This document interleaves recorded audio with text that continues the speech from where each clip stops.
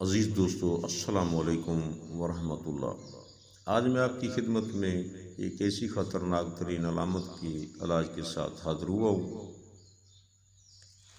پیٹ میں پانی پڑنا، یہ علامت بھی کسی عذاب سے کم نہیں، کیونکہ اس کا بھی حقیقی علاج نہیں کیا جاتا، اس لیے مریض ایڑیاں رگڑ رگڑ کر اس دار فانی سے کوچ کر جاتا ہے۔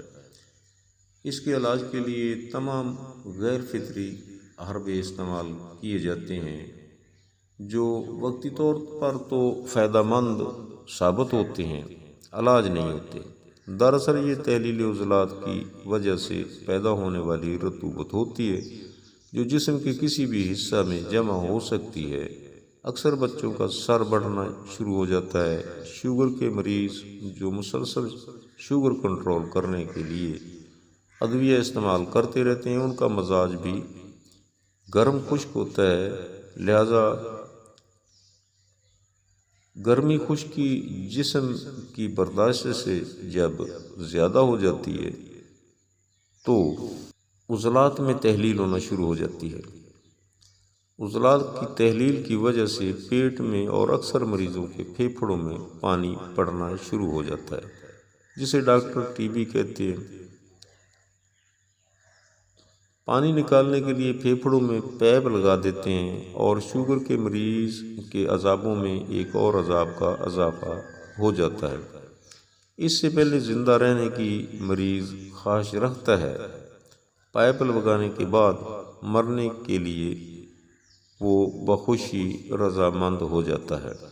بعض مریضوں کے پیٹ کی بجائے گوشت میں پانی بھرنا شروع ہو جاتا ہے، جسم کو انگلی سے دبانے پر چند سیکنڈ کے لیے گڑا سا بن جاتا ہے۔ عزیز دوستو، پانی سر میں ہو، پھیپھڑوں میں ہو، گوشت یا پیٹ میں ہو، وجہ ایک ہی ہوتی ہے، گرمی خشکی۔ غدی عضلاتی تحریک سے عضلات میں تحلیل ہونا شروع ہو جاتی ہے۔ عضلات کا یہ نچڑا ہوا پانی جسم کے کسی بھی حصہ میں بھرنا شروع ہو جاتا ہے۔ یہاں ہم پیٹ کے پانی کے مریض کی بات کر رہے ہیں۔ عضلاتی تحلیل سے پیدا ہونے والی رطوبات چونکہ غدی عضلاتی تحریک کی وجہ سے خارج نہیں ہوتی، تو وہ پیٹ میں جمع ہونا شروع ہو جاتی ہیں، تو پیٹ بڑھنا شروع ہو جاتا ہے۔ پیٹ میں پانی زیادہ ہونے سے مریض کو سانس لینا بھی مشکل ہو جاتا ہے، قبض شدید ہوتی ہے، پیشاب سرسوں کے تیل کی طرح ہوتا ہے اور تھوڑا تھوڑا آتا ہے، کھایا پیا ہضم نہیں ہوتا، کمی خون واضح ہوتی ہے، بھوک تو کم ہوتی ہے مگر پیاس شدت سے لگتی ہے، منہ ہر وقت خشک ہی رہتا ہے، ہاتھ پاؤں پیٹ پر سوجن شدید ہوتی ہے۔ کسی پیشاب آور دوا سے جب پیشاب زیادہ آتا ہے تو قدرے سکون ہو جاتا ہے۔ حقیقی علاج چونکہ ہو نہیں رہا ہوتا، لہذا مریض بیچارہ ادویہ کھا کھا کر، انجیکشن لگوا کر تنگ آ جاتا ہے اور زندگی پر موت کو ترجیح دینے لگتا ہے۔ مگر اب گھبرانے کی ضرورت نہیں۔ قانون مفرطہ ایسے مایوس پریشان حال مریضوں کے لیے اللہ کی رحمت سے کم نہیں، جو مرض کے وجوہات تلاش کر کے بالکل آسانی سے بے خوبان سے اکھاڑ پھینکتا ہے، اور مریض چند دنوں میں اپنے معمول کے کام کاج میں مصروف ہو جاتا ہے۔ تو دوستو، سب سے پہلے مریض کی غذا میں سے خشک گرم اور گرم خشک ادویہ، اغذیہ اور مشروبات نکال دیں۔ گرم تر گرم اور تر سرد ادویہ، اغذیہ اور مشروبات استعمال کرنا شروع کر دیں، اور ساتھ ایک سادہ سا نسخہ بنا کر استعمال کریں۔ اس سے پہلے دوستوں سے ریکویسٹ ہے کہ میرا یوٹیوب چینل سبسکرائب کریں تاکہ آنے والی بہترین ویڈیو کا نوٹیفیکیشن آپ تک پہنچ سکے۔ ویڈیو پسند آئے لائک کریں، شیئر کریں، ساتھ بیل آئیکن پر کلک کرنا نہ بھولیں۔ شکریہ۔ تو بلا تاخیر نسخہ حاضر خدمت ہے۔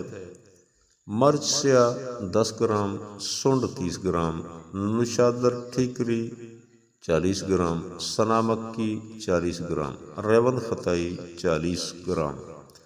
باریک صفوف تیار کر لیں۔ 1/2 تا 1 گرام تازہ پانی یا عرق کو کاسنی سے جو بھی دستیاب ہو لیتے رہیں۔ 3 تا 4 بار روزانہ اس کا استعمال ضروری ہے۔ اس کے استعمال سے مریض کو دن میں 2 بار لوز موشن بھی آنا ضروری ہے۔ دعا کی مقدار ضرورت کے مطابق کم یا زیادہ کر سکتے ہیں۔ 2 دفعہ لوز موشن مریض کو آنا بہت ضروری ہے۔ پرہیز میں ٹھنڈے ترش مشروبات، بادی سبزیاں، گوشت، چاول، ہر قسم سے پرہیز کریں۔ جیسے جیسے مرض میں افاقہ محسوس کریں، دعا کا وقفہ زیادہ اور مقدار خوراک کم کرتے جائیں۔ انشاءاللہ چند دن کے اندر مریض بالکل صحت مند ہو جائے گا، تندرست اور توانا ہوگا، خون کی کمی پوری ہو جائے گی، اور یہ اس طرح کی غذائیں اور ہلکی پھلکی ادویہ سے ہی اللہ کے فضل و کرم سے یہ خطرناک ترین مرض کا چند دنوں میں خاتمہ ہو جائے گا۔ تو میں اپنے دوستوں سے اجازت چاہتا ہوں۔ اگلی ویڈیو تک کے لیے اللہ حافظ۔ السلام علیکم ورحمۃ اللہ وبرکاتہ۔